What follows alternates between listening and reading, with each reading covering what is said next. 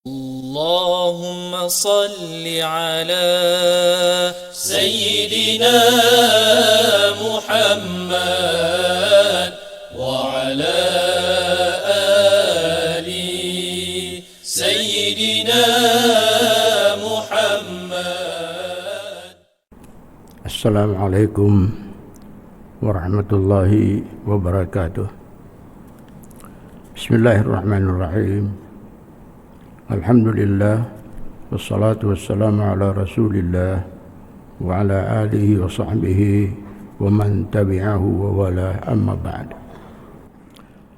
Ampun beribu ampun, hamba kebaharutan Patik menjunjung kurnia perkenan untuk menunaikan hajat pihak penganjur bagi hamba kebaharutan Patik membentangkan kertas perdana bertajuk Membangun Masyarakat dan Perbandaran Islam yang Mampan.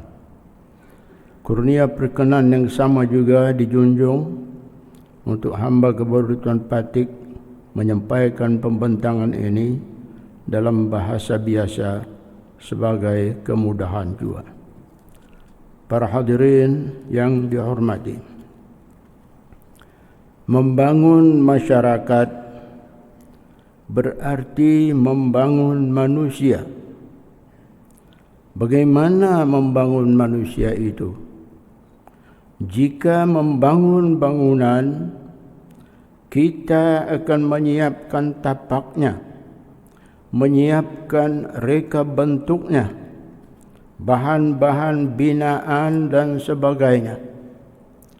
Tetapi membangun manusia tidak berhajat kepada tapak, kepada reka bentuk dan bahan-bahan binaan. Kerana kalau membangun manusia, yang dibangun itu ialah dalamannya, jiwanya, semangatnya, akhlaknya, pemikirannya, akidahnya dan imannya.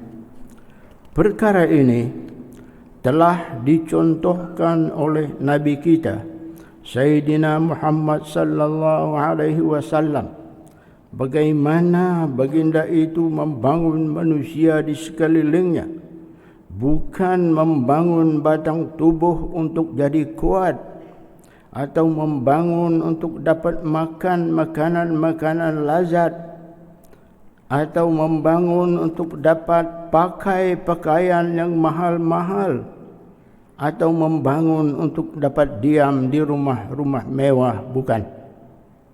Tetapi baginda membangun jiwa, membangun semangat, membangun sikap, membangun akidah dan membangun iman. Baginda melancarkan reformasi dari masyarakat yang miskin akhlak dan tidak beriman kepada masyarakat berakhlak mulia dan beriman.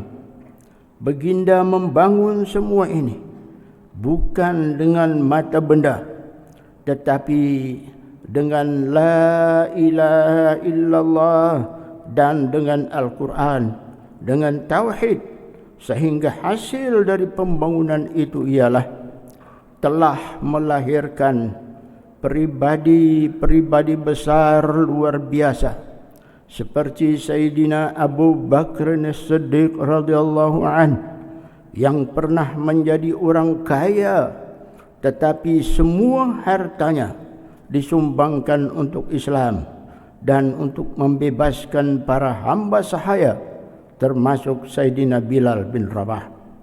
Ketika Sayyidina Abu Bakar menyumbangkan semua hartanya, Nabi sallallahu alaihi wasallam mencelah, "Wahai Abu Bakar, apa saja yang engkau tinggalkan untuk keluargamu?" Menjawab Sayyidina Abu Bakar, "Saya tinggalkan untuk mereka itu ialah Allah dan Rasulnya." Siapa lagi? Sayyidina Umar bin Al-Khattab radhiyallahu anhu. Tokoh ini sebelum Islamnya adalah seorang penentang paling kuat terhadap Islam.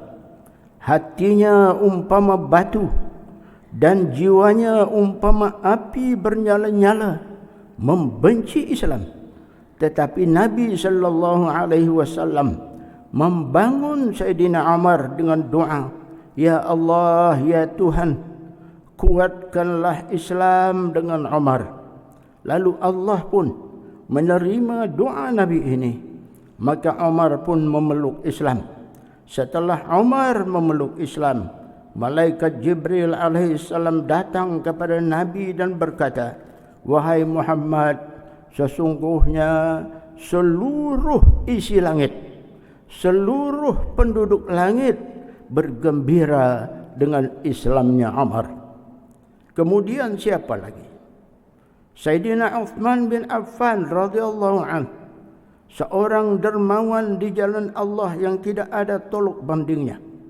Beliau juga disifatkan oleh Nabi sebagai paling pemalu dan berakhlak paling mulia karena tidak pernah menjamah alat kelaminnya dengan tangan kanan, karena dengan tangan kanan itulah dia menjabat tangan Nabi sallallahu alaihi wasallam. Siapa lagi? Sayyidina Ali karramallahu wajhah, seorang pemuda yang sanggup bergadai nyawa untuk menyelamatkan Nabi sallallahu alaihi wasallam dengan menggantikan Nabi di tempat tidur baginda sebagai usaha untuk mengelirukan musuh yang sudah pun bersedia untuk membunuh Nabi sallallahu alaihi wasallam. Siapa lagi? Siapa lagi? Sahabat Abdurrahman bin Auf, seorang yang terkenal sangat kaya raya, tetapi tidak pernah menahan hartanya untuk kebajikan. Beliau pernah menyumbangkan barang-barang keperluan untuk penduduk Madinah. Barang-barang itu dibawa oleh 700 ekor unta. Bayangkan betapa banyak barang-barang itu dimuat ke atas 700 ekor unta. Beliau juga menjual tanahnya dengan harga 40.000 dinar untuk dibahagi-bahagikan kepada kaumnya, kepada istri-istri Nabi Ummahatul Mukminin dan kepada para fakir miskin. Dalam satu peperangan Tabuk, beliau menyumbangkan 500 ekor kuda perang dan 1.500 ekor unta tunggangan. Begitu juga beliau telah mensedekahkan 400 dinar kepada setiap bekas tentera perang Badar yang masih hidup seramai 100 orang. Ya, siapa lagi? Sahabat Khalid bin Al-Walid yang digelar oleh Nabi sebagai Saifullahil Maslul, artinya pedang Allah yang terhunus. Sahabat ini terkenal gagah untuk Islam, pakar menggunakan senjata dan penunggang kuda yang hebat untuk Islam. Dalam zaman Nabi sallallahu alaihi wasallam, beliau menyertai ekspedisi jihad melawan musuh, dan setelah Nabi wafat dilantik menjadi panglima perang menentang tentera-tentera Parsi dan Rom. Semua peperangan yang disertai dan diketuainya tidak pernah kalah. Beliau bercita-cita untuk mati syahid, tetapi tidak kesampaian, sehingga ketika berada di ranjang maut, beliau menangis mengenangkan cita-citanya untuk mati syahid tidak terkabul.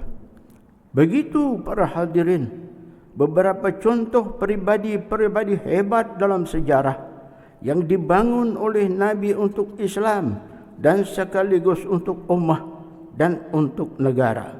Mereka ini meninggalkan pengaruh dan kesan kepimpinan yang tidak mungkin hapus dari lipatan sejarah.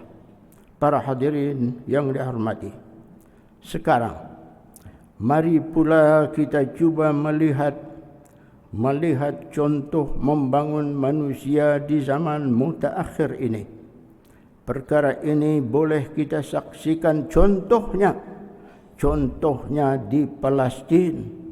Di sana telah dan sedang berlaku kerja-kerja membangun manusia untuk kelangsungan bangsa, kelangsungan agama, dan kelangsungan negara. Menurut buku yang berjudul Peristiwa Ajaib Pertolongan Allah Subhanahu wa taala untuk penduduk Palestin, telah berlaku pembangunan itu melalui khemah-khemah dan institusi-institusi mengaji dan menghafaz Al-Quran. Semua kanak-kanak Palestin disalurkan ke dalam khemah-khemah dan institusi-institusi ini untuk tujuan belajar membaca dan menghafaz 30 juzuk Al-Quran. Mengapakah langkah ini diambil? Menurut buku tersebut ialah kerana satu, untuk mengambil berkat dari Al-Quran, karena Al-Quran adalah sumber kekuatan luar biasa, di mana siapa yang membacanya akan mendapat bekalan kekuatan dalaman untuk menghadapi musuh. Dua, kanak-kanak Palestin memang sengaja diasuh untuk mencintai Al-Quran, karena Al-Quran mengajar mereka untuk lebih berani. Perkara ini sangat-sangat tidak disenangi oleh musuh, karena mereka tahu 15 atau 20 tahun ke hadapan kanak-kanak ini akan dewasa, akan jadi pejuang bangsa, menjadi duri dalam daging kepada mereka. Karena itu, setiap serangan ganas oleh musuh ke atas bumi Palestin, dahulu maupun sekarang, kanak-kanaklah yang jadi sasaran utama untuk dibunuh. Satu contoh, dalam tengkarah antara musuh dan Palestin pada tahun 2008, musuh telah memfokus kepada kanak-kanak Palestin di tebing Gaza. Dalam serangan hanya 3 minggu, musuh telah membunuh 1.412 orang kanak-kanak. Tetapi kesedihan rakyat Gaza dengan hilangnya nyawa 1.412 kanak-kanak itu, menurut kajian, segera diobati dengan lahirnya 3.700 orang kanak-kanak dalam masa 3 minggu serangan tersebut. Dalam makna secara kasar, mati 1.000 berganti 3.000. Inilah namanya kuasa Allah. Musuh boleh sahaja membunuh sekian ramai, tetapi Allah akan menggantinya dengan jumlah yang lebih ramai lagi daripada yang dibunuh itu. Begitu juga kita dapat menyaksikan mangsa-mangsa berlumuran darah dan diusung ke kuburan. Tetapi kata Allah bukan kata kita. Sila lihat surah Ali Imran ayat 169 tafsirnya. Jangan sangka orang-orang yang terbunuh mati syahid di jalan Allah itu mati. Mereka bukan mati, tetapi mereka hidup di sisi Allah, Tuhan mereka, dengan beroleh rezeki, dan mereka bergembira dengan rezeki tersebut. Sadaqallahul azim. Ya, kita usah ragu dengan perkhabaran Al-Quran ini. Allah sudah tunjuk buktinya bahawa orang-orang yang terkorban di jalan Allah, jasad mereka tidak reput. Orang pernah tergali kubur Sayyidina Hamzah, kaki Sayyidina Hamzah terkena cangkul, masih sahaja memancutkan darah hidup. Dikisahkan juga pada tahun 1932 Masehi, Raja Iraq pada masa itu yang bernama Shah Faisal I telah bermimpi ditemui oleh sahabat Nabi sallallahu alaihi wasallam, Huzaifah Al-Yamani, yang telah dikebumikan selama 1.300 tahun. Huzaifah berkata, "Wahai raja, ambillah jenazah saya dan jenazah Jabir Al-Ansari dari tepi sungai Tigris, dan kemudian kebumikan kami kembali di tempat yang selamat. Sebabnya karena kubur saya dan kubur Jabir sekarang ini sedang dipenuhi oleh air. Raja tidak menghiraukan mimpi itu, sehingga mufti besar pula didatangi oleh Huzaifah juga dalam mimpi. Huzaifah berkata, "Wahai mufti, saya telah memberitahu raja 2 malam sebelumnya, tetapi raja tidak peduli. Oleh itu, beritahulah raja supaya bersimpati sedikit untuk memindahkan jenazah kami." Diringkaskan kisah, raja pun bersetuju untuk menggali kubur 2 sahabat ini. Tetapi sebelum itu, dengan titah perintah raja, satu siaran hendaklah dikeluarkan untuk memberitahu orang ramai bahawa pada tanggal 20 Zulhijjah tahun 1351 Hijrah bersamaan tahun 1932 Masehi, selepas sembahyang zuhur, kubur 2 sahabat ini akan dibuka. Maka berkerumunlah orang ramai, Muslim dan bukan Muslim, untuk menyaksikan peristiwa ini, sehingga ibu kota Baghdad kelihatan penuh sesak. Apabila kubur-kubur itu dibuka, maka memang benar, subhanallah, kubur-kubur tersebut sedang dipenuhi oleh air, dan jenazah 2 sahabat, Huzaifah al-Yamani dan Jabir bin Abdullah al-Ansari, didapati masih utuh dan segar, padahal mereka telah dikebumikan selama 1300 tahun. Allahu Akbar.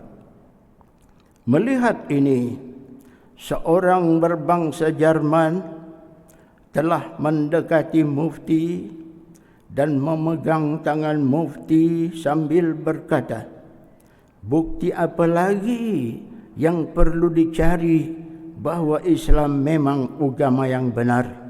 Sekarang juga saya mahu memeluk Islam dan tolong ajarkan kepada saya tentang Islam."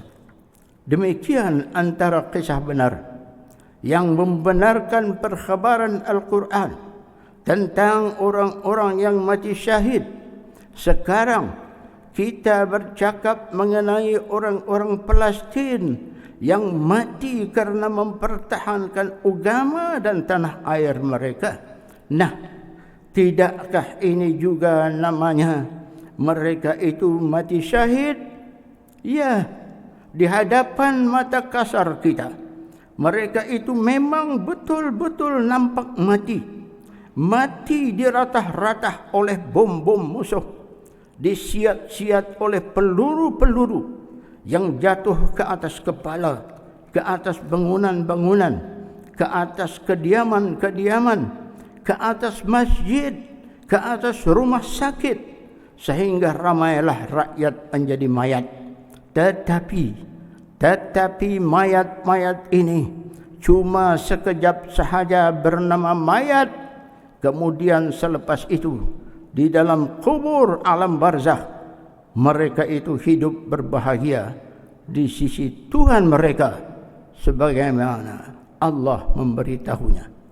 Menurut Kementerian Kesihatan Palestin, sejak 7 Oktober 2023 hingga 12 Mei 2024 sahaja, mangsa korban di Gaza, Palestin adalah seramai 35.034 orang terbunuh. Di antaranya 14.944 orang adalah kanak-kanak dan 9.849 ialah kaum hawa perempuan. Semua mereka itu adalah berstatus syahid, mati syahid. Nama sahaja mati, tetapi menurut Al-Quran mereka itu malah hidup berbahagia di sisi Tuhan mereka. Para hadirin yang dihormati, sedikit mengenai membangun perbandaran Islam Mampan. Mampan artinya berterusan bagus, indah dan selamat. Seperti membangun manusia, membangun perbandaran juga dikehendaki untuk mengikut tuntutan maqasid syar'iyah, yaitu memelihara agama, memelihara akal, memelihara jiwa, memelihara keturunan dan harta. Dalam makna perbandaran Islam mestilah selamat dan bersih daripada sebarang jenayah dan maksiat. Maqasid syar'iyah mau supaya bandar atau negeri yang dibangun itu penuh berisi dengan rahmat dan berkat, sehingga kita yang hidup di dalamnya menikmati kehidupan sejahtera, aman dan selamat. Sebab itu, dalam perbandaran Islam tidak boleh wujud kumpulan-kumpulan penjenayah yang mengancam nyawa dan harta benda. Tidak boleh berdiri kelab-kelab malam, premis-premis judi, premis-premis membuat, menjual dan menghidang arak dan lain-lain seumpamanya yang bertentangan dengan dasar maqasid syar'iyah. Maqasid syar'iyah menjamin keselamatan semua, sama ada muslim atau bukan muslim, termasuk binatang, tumbuh-tumbuhan dan bahkan benda-benda mati sekalipun. Imam Muslim meriwayatkan dalam kitab sahihnya bahawa Abu Hurairah radhiyallahu anhu pernah mencadangkan kepada Nabi sallallahu alaihi wasallam dengan berkata, "Wahai Rasulullah, sumpahilah orang-orang musyrik itu, sumpah mereka." Lalu baginda bersabda menjawab, "Sesungguhnya aku bukan diutus untuk melaknat, sebaliknya aku diutus hanya sebagai pembawa rahmat sahaja." Sebagai amanah dan peringatan, sebuah hadis menceritakan tentang seorang perempuan masuk neraka karena mengurung seekor kucing dan tidak memberinya makan sehingga kucing itu mati. Diriwayatkan lagi, pada suatu hari Nabi sallallahu alaihi wasallam telah ternampak seekor burung sedang berpusing-pusing di sarangnya kebingungan.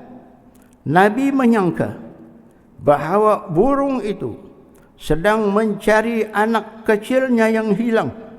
Lalu Nabi sallallahu alaihi wasallam mengumpulkan para sahabat dan bertanya, "Siapakah yang mengambil anak burung dari sarangnya?" Salah seorang sahabat mengakui dialah yang mengambilnya. Lalu Nabi sallallahu alaihi wasallam meminta sahabat itu untuk mengembalikan semula anak burung ke dalam sarangnya. Sebelum pasukan tentera Islam bergerak ke medan perang, Nabi sallallahu alaihi wasallam biasanya akan terlebih dahulu berpesan supaya jangan membunuh orang awam. Jangan membunuh orang awam.